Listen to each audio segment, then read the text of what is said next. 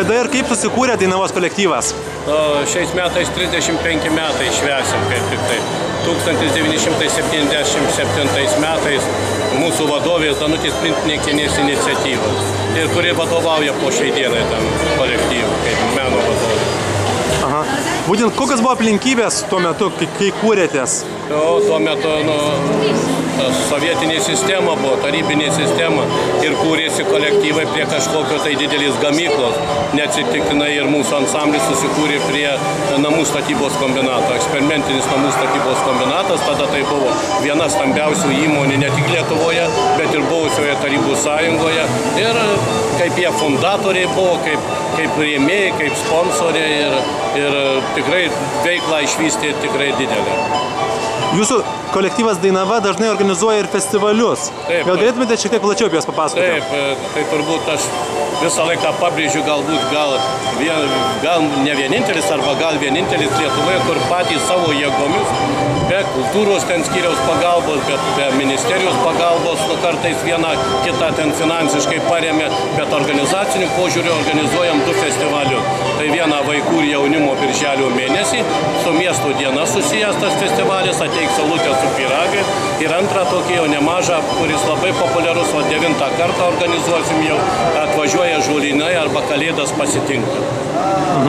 Ir būtent dalyvių būna ne tik lietuvių, kaip sakote, bet ir užsieniečių atvyksta. O kviečiam 1-2 kolektyvus iš užsienio, aišku, daugiau nebegalim dėl finansinių sunkumų, bet koncertus organizuojam visoje pietų Lietuvoje, ne tik Alytuje. Tai ir Birštone, ir Druskininkuose, ir į Vilnių atvažiuojam, ir Jonavoje kartais, ir Kaune, ir aplinkiniuose tuose rajonuose. Todėl žmonės laukia to festivalio, žino, kad tikrai kolektyva aukšto meninio lygio atvažiuos ir programą specialiai paruošta, taigi populiarūs labai tie festivaliai.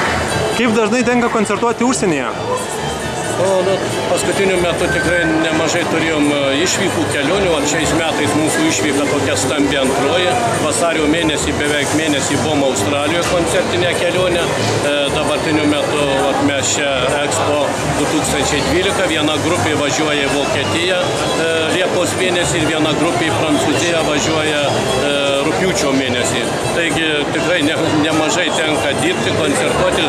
Ansamblis didelis, apie 150 žmonių, turim 4 grupės šokėjų, turim dainininkų apie 40-50 dainininkų, maždaug muzikantų, kapelą stambę, turim liaudies muzikantų grupę, irgi kažkur apie 20-30 žmonių.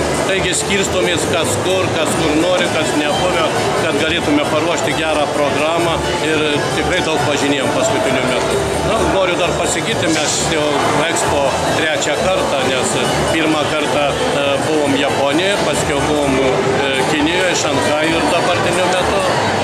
Nepavedam niekada Expo organizatorių ir mus kviečia. Mums labai džiugu, aišku, didelė atsakomybė ir garbė.